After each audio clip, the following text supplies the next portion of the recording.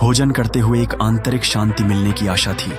जब मैंने उस सुनसान चौराहे पर देखा, वहां एक पुराना ढाबा था जहां की लाइटें मध्यम थीं और दीवारों पर जाले लटके हुए थे। ढाबे के नाम में भले ही आकर्षण था, लेकिन उसकी परछाइयां किसी अंधेरे कोने में छिपी हुई जानलेवा राज को बयां कर रही थीं। मुझे खींचने वाली उस अदृश्य शक्ति के आगे मेरी सोच कुंद हो गई। जैसे ही मैं ढाबे के भीतर दाखिल हुआ, वहां का माहौल अजीब था। पीछे के कोने में एक बूढ़ा आदमी बैठा था जिसकी आंखों में अजीब चमक थी। वह मुझे नुक्कड़ से देखकर मुस्कुराया और उसके पास जाकर मैंने अपने लिए खाना मंगवाया। खाने का स्वाद तो सामान्य था, पर मुझे लगा कि कहीं कुछ गड़बड़ है। जब मैंने खाने के दौरान आसपास की बातें सुनने की कोशिश की, तब मुझे एक खौफनाक कहानी सुनाई दी। ढाबे के बारे में कहा जाता था कि जो भी वहां ठहरता है वह अगले दिन कभी वापस नहीं आता। यह सुनकर मेरे भीतर एक सिहरन दौड़ गई, लेकिन मैंने अपने डर को नकारते हुए खाना खत्म किया और चलने का फैसला किया। तभी अचानक एक धमाका हुआ। दरवाजे से बाहर देखने पर मैंने देखा कि अंधा रात बड़ी तेजी से बढ़ रही थी। ढाबे के मालिक की हंसी सुनाई दी जो मेरे पीछे से आ रही थी। वहां की हवा में मेरी त्वचा पर ठंडक उत्पन्न करने वाली एक छाया थी जिसको मैंने धीरे धीरे महसूस किया। घर लौटने की हड़बड़ी में मैंने खुद को उस जगह से निकालने की कोशिश की, लेकिन जैसे ही मैंने दरवाजे को खोला, मेरे सामने वही बूढ़ा एक धारदार चाकू लिए खड़ा था। उसकी आंखों में वही खौफनाक चमक थी। समझते हुए कि मैं अब कहीं नहीं जा सकता, मेरी लगातार धड़कनें दिमाग में अंधेरा काला करने लगी। शायद यह मेरी समझदारी थी कि मैंने उस भयानक स्थिति का सामना करते हुए धीमे धीमे वहां से निकलने का तरीका ढूंढा। जैसे ही मैं बाहर निकला, रात की स्याही में छिपी हुई सच्चाई का बोध हुआ। उस ढाबे के रहस्यों को जानकर मेरी रूह कांप गई। उस असामान्य विरोधाभास से दूर भागते हुए मैंने वादा किया कि मैं कभी उस भयानक ढाबे का सामना नहीं करूंगा। गांव बगड़िया में एक पुराना खंडहर था जो रात के समय ताले की तरह डरावना लगता था। गांव के लोग बताते थे कि इस खंडहर में पगली डाइन का बसेरा था जो कि पेड़ों पर उल्टे लटके रहने का शौक रखती थी। उसे सिर्फ सुनने में ही डरावना नहीं, बल्कि उस पर विश्वास न करने की भी साहस की आवश्यकता थी। कहते थे कि जो अकेला वहां जाता उसकी बुरी किस्मत का कुछ नहीं कहा जा सकता। एक दिन गांव के पंडित का नालायक बेटा मन्नू अपनी दादागिरी साबित करने की हलचल में था। उसने शर्त लगाई कि वह इस खंडहर में रात बिताएगा। हालांकि गांव के सभी लोग उसे मना करते रहे, लेकिन उसकी हिम्मत का कोई ठिकाना नहीं था। उसने एक लोटा दूध, एक चादर और एक लाठी लेकर उस भयानक खंडहर की ओर कदम बढ़ाए। जैसे ही रात आई, मन्नू ने अपनी आंखें बंद की। तभी अचानक खड़खड़ाहट की आवाज सुनाई दी। उसने देखा कि खिड़की पर कोई उल्टा लटका हुआ था। उसके बड़े बड़े बाल और उल्टी आंखें उसे देखकर उसकी धड़कनें तेज कर गईं। लेकिन दरअसल मन्नू ने डरने के बजाय उसे चुनौती दी। अबे नीचे आ, तेरा दूध रखा है, चाय पी के जा। इस मजाकिया लहजे ने डाइन को हक्का बक्का कर दिया। डाइन नीचे आई और दूध पीकर चौंकी। उसने मन्नू से पूछा कि क्या वह उससे डरता नहीं। मन्नू ने कहा, डरूंगा तो शादी कैसे होगी?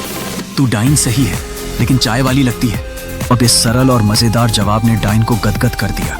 उसने मन्नू को बताया कि वह उसके कारण उसकी मित्रता से बंध गई है। उस रात के बाद पगली डाइन गांव छोड़कर चली गई, क्योंकि मन्नू की हिम्मत ने उसके अंधकार को समाप्त कर दिया। मन्नू ने उसी साल पड़ोस की लुंगी वाली शांति से शादी की। यह वही लुंगी थी जो उसके साथ खुद भी उतनी ही डरावनी और खूबसूरत थी। इस प्रकार बगड़िया के खंडहर की भयंकरता ने केवल एक अच्छी दोस्ती और प्यार को जन्म दिया।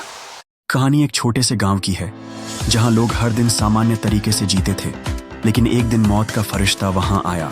इस फरिश्ते को सभी ने देखा, लेकिन कोई भी नहीं समझ पाया कि वह क्यों आया। लोगों में डर और आशंका का माहौल बन गया।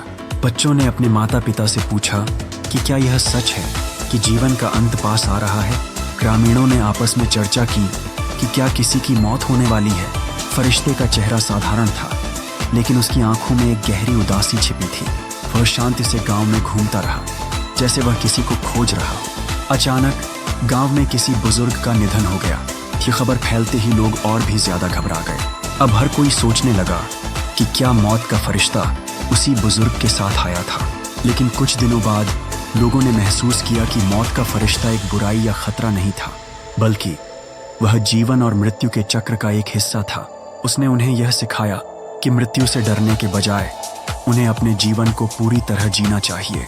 गांव के लोग अब अपनी पुरानी सोच को छोड़कर जश्न मनाने लगे। वे जीवन की खुशी को मानने लगे। और जब भी वे मौत के फरिश्ते को देखते थे वे उसे एक मित्र की तरह समझने लगे। यहाँ तक कि एक मध्यवर्गीय युवक ने उसके साथ बातचीत करने की हिम्मत दिखाई। उसने फरिश्ते से सवाल किया, क्या आप सच में हमें लेने आए हैं? फरिश्ता मुस्कुराया और कहा, मैं केवल यह देखने आया हूँ कि क्या तुमने जीवन के हर क्षण का मूल्यांकन किया है। सुर से यह सुनकर युवक को समझ में आया कि वह केवल अपने लिए नहीं बल्कि अपने परिवार और मित्रों के लिए भी जीता है। इस समय गांव वाले पता लगाने लगे कि उन्हें जीने के लिए कितनी छोटी छोटी चीज़ों पर ध्यान देना चाहिए।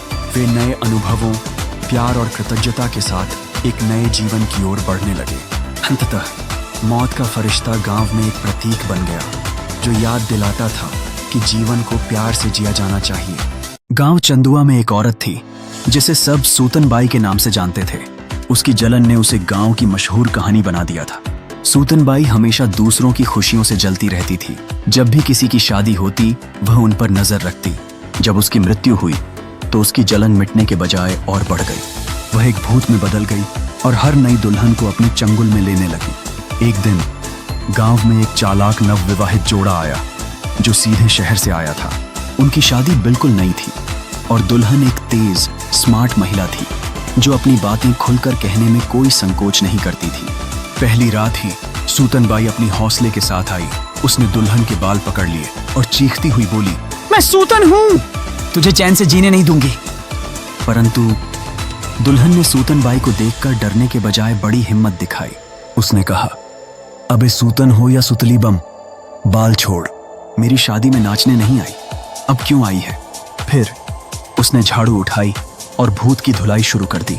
सूतन बाई जो हमेशा लोगों के दिलों में डर पैदा करती थी अब खुद डर गई। वह चीखती रही, माफ कर दे बहन, तू तो मुझसे भी बड़ी चुड़ैल निकली।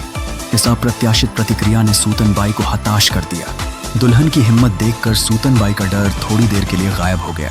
इस संघर्ष ने सूतन बाई के भूतिया शासन को समाप्त कर दिया। उस दिन के बाद गांव में कोई भी भूत नई दुल्हनों के पास फटकने की हिम्मत नहीं करता। सूतन बाई की हार ने गांव में एक अनोखी छवि कायम कर दी। जब भूतों ने एक मीटिंग की और निर्णय लिया, शहरी दुल्हनों से दूर रहो, तब यह सुनिश्चित हो गया कि डर की दुनिया में भी अब बदलाव आ गया है। गांव चंदुआ की यह कहानी आज भी सुनाई जाती है, जहां नई दुल्हनों को सूतन बाई का डर नहीं रहता। यह कहानी यह साबित करती है कि हिम्मत और बुद्धिमत्ता से किसी भी डर का सामना किया जा सकता है। दोस्तों, स्वागत है एक बार फिर से। आज आपके लिए लेकर आया हूं एक ऐसी कहानी जो एक रहस्य में डूबी हुई है। यह कहानी है एक युवक की जो अपनी जान को जोखिम में डालते हुए एक खतरनाक गैंग के चंगुल से बचने का प्रयास कर रहा है।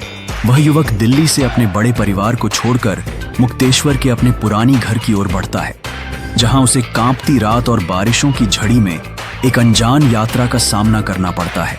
जैसे ही वह मुक्तेश्वर में अपने गंतव्य की ओर चलता है, उसे रास्ते में एक व्यक्ति मिलता है जो उसे अपने घर में ठहरने का प्रस्ताव देता है।